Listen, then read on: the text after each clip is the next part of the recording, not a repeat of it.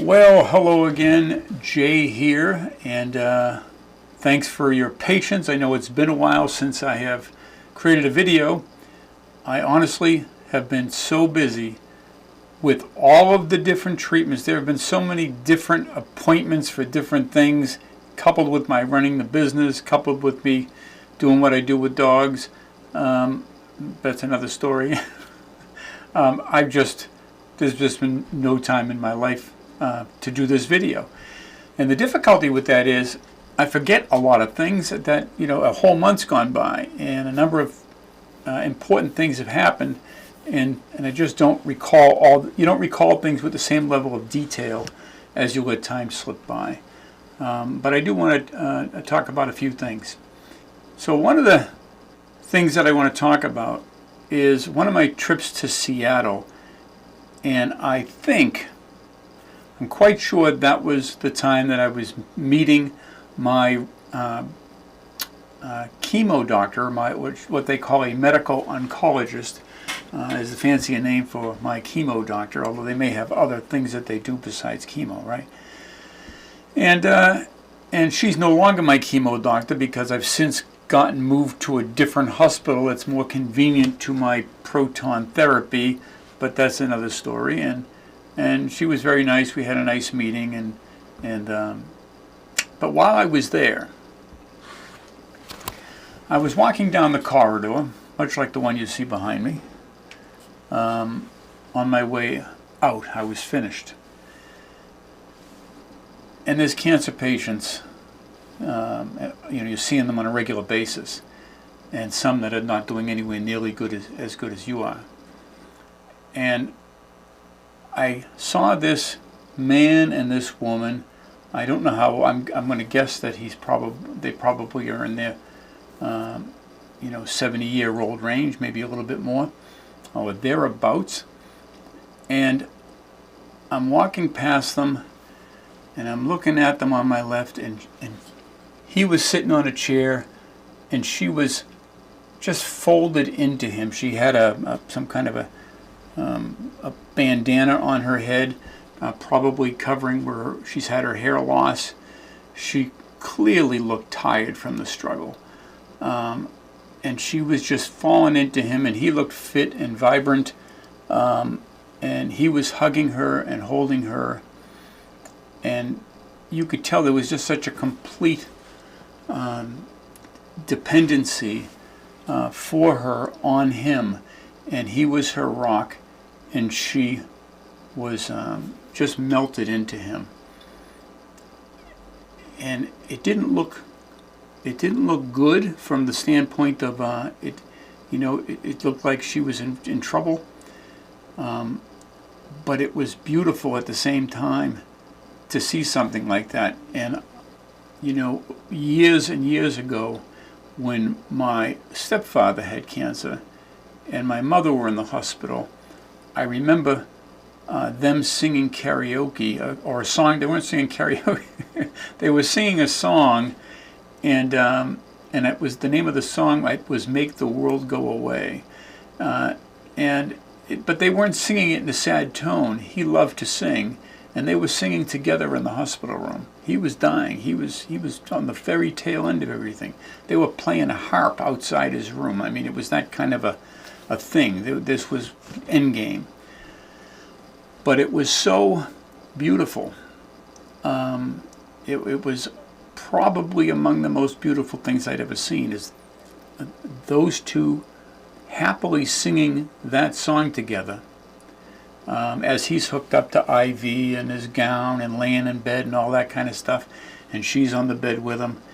And as I walked down this, and I cried that day. I mean, me and my sister Audrey, we were in the hospital room, and I remember holding her, and we were both crying. Now, neither one of us would let our parents see that, because we didn't want to take their moment away. But it was just an incredible, deep feeling. And as I'm walking past these two people sitting on the chair, I'm like, it's one of those moments.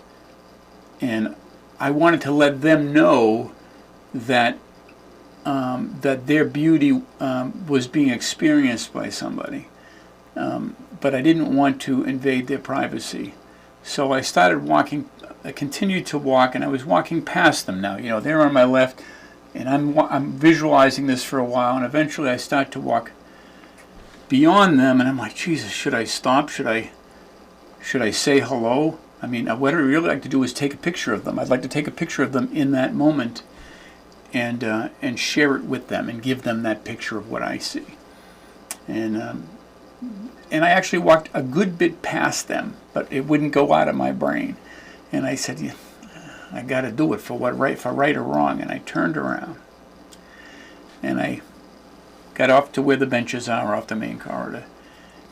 And I said to the fella, you know, he looked up at me, and I remember him saying something like, "Can I help you?" He said it in a nice way, but you know, "Can I help you?" was a reasonable question. And I explained to him just what I explained to you. I was like, you know, it's beautiful, and would you like me to take that picture of the two of you and share it with you? And nothing to do with me, and it was just to give that to them. And they both agreed that they would like that very much. The problem was, now she was at this point sitting up, because you know, the stranger comes over and starts talking to them, so she sits up. And so I said, well, the thing is, I really need you to do exactly what you were doing when I saw you, because that's the picture.